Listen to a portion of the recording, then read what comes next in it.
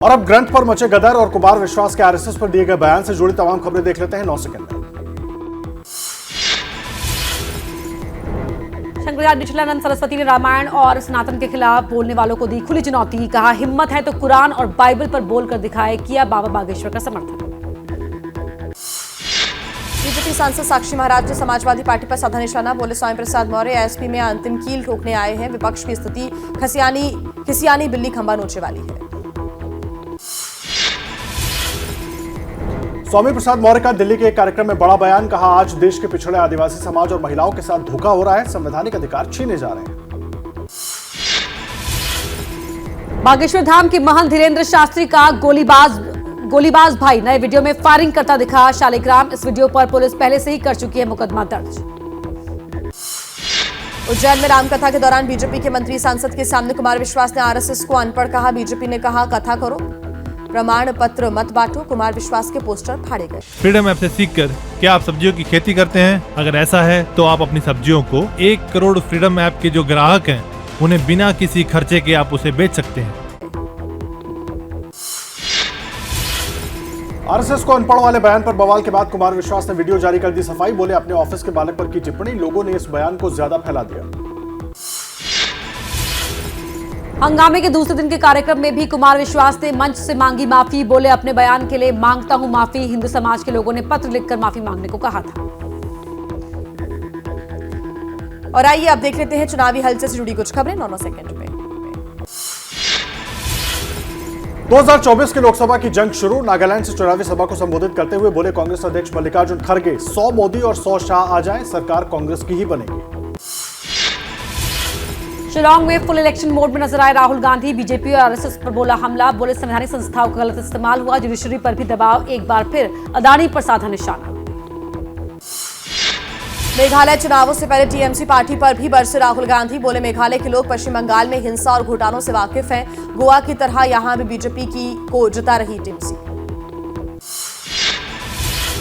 सामना संपादकीय पर बीजेपी नेता राम कदम का हमला। बोले, जो अपना घर नहीं संभाल सके वो विपक्ष को एकजुट कर रहे हैं। अपने बचे कुछ सांसदों और विधायकों को संभाले उद्धव गुट। रायपुर में होने वाले कांग्रेस महाधिवेशन पर बोले सीएम भूपेश बघेल, आने वाले समय में मील का पत्थर साबित होगा ये कार्यक्रम। हम चाहते हैं राहुल गांधी बने भारत के प्रधानमंत्री। मध्य प्रदेश के छिंदवाड़ा में कांग्रेस का सम्मेलन। कमलनाथ की मौजूदगी में कांग्रेसियों ने लिया दादा को मुख्यमंत्री बनाने और नकुलनाथ को सांसद बनाने का संकल्प।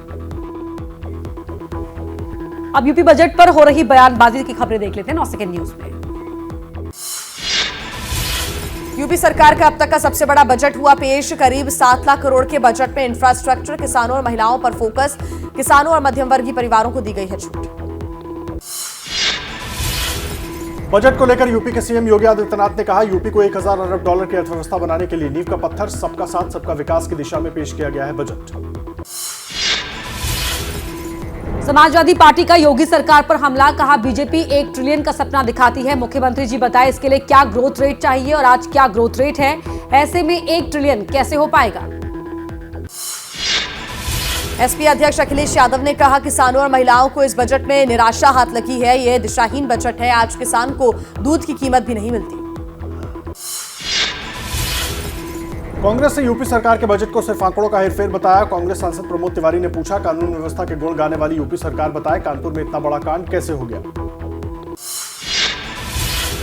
अखिलेश यादव ने वीडियो ट्वीट कर बीजेपी पर कसा तंज। कहा, कम से कम पूजा पाठ को तो दिखावे का विषय ना बनाए। बीजेपी के लोग बजट पर हाथ रखकर कहें कि भ्रष्टाचार नहीं करेंगे। यूपी बजट सत्र आज भी रहेगा जारी। राज्यपाल के अभिभाषण पर नेता प्रतिपक्ष अखिलेश यादव दोपहर 2 बजे सदन में बोलेंगे। आज भी सदन में हंगामे के आसार। बीएसपी सुप्रीमो मायावती ने बजट को बताया चुनावी पिटारा। कहा, बजट में जनहित और जनकल्याण की बात कम, लोकसभा चुनाव का स्वार्थ ज्यादा है। कर्ज में डूबी यूपी को भ्रमकारी नहीं, रोजगार युक्त बजट चाहिए। बजट पर यूपी के मुरादाबाद से एसपी के सांसद डॉक्टर एसटी हसन की कड़ी प्रतिक्रिया। कहा, यूपी सरकार के बजट में रोजगार, किसान और महंगाई पर कुछ नहीं, सिर्फ धार्मिक कामों में ही पैसा खर्च हो रहा है। यूपी सरकार में मंत्री स्वतंत्र देव सिंह ने बजट को कहा गरीबों की खुशहाली का बजट। 6,90,000 के बजट की उपलब्धियां भी गिनाई। कहा, बजट सबको साथ लेकर चलने वाला है।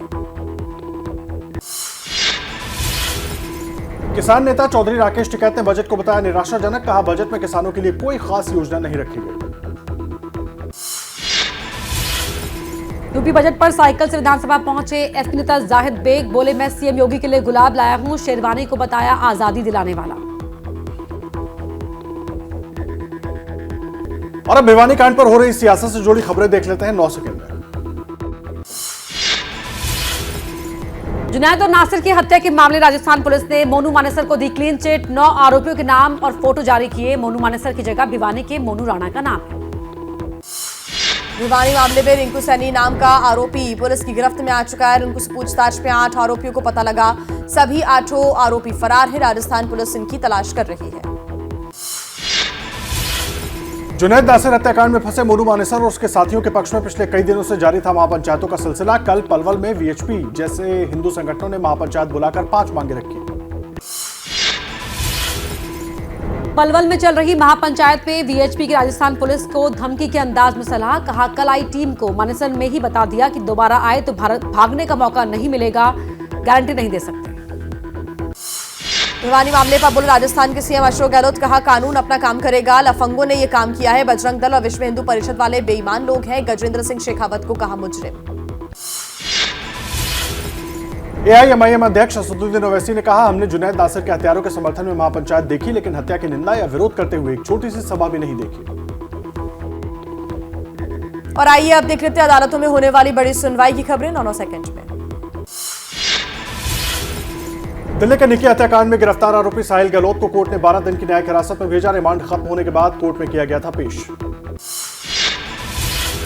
अखिल भारतीय अखाड़ा परिषद के पूर्व अध्यक्ष महंत नरेंद्र गिरी खुदकुशी केस की जिला अदालत में होगी सुनवाई। जेल में बंद आनंद गिरी समेत 3 आरोपियों पर आरोप तय होंगे।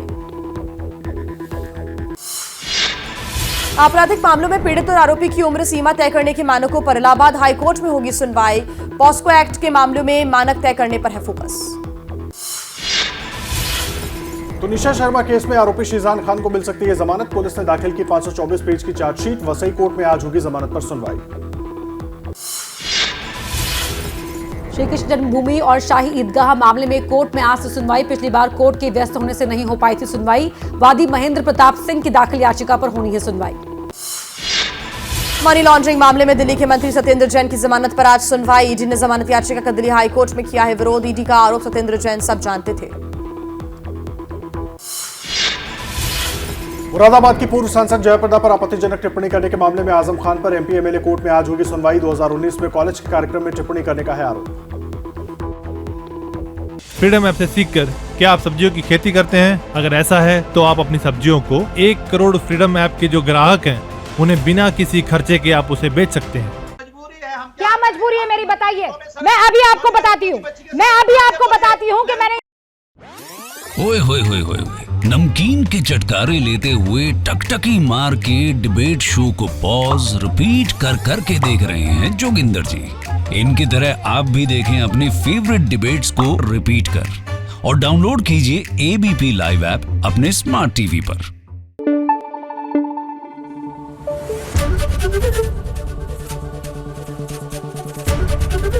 एबीपी न्यूज आपको रखे आगे।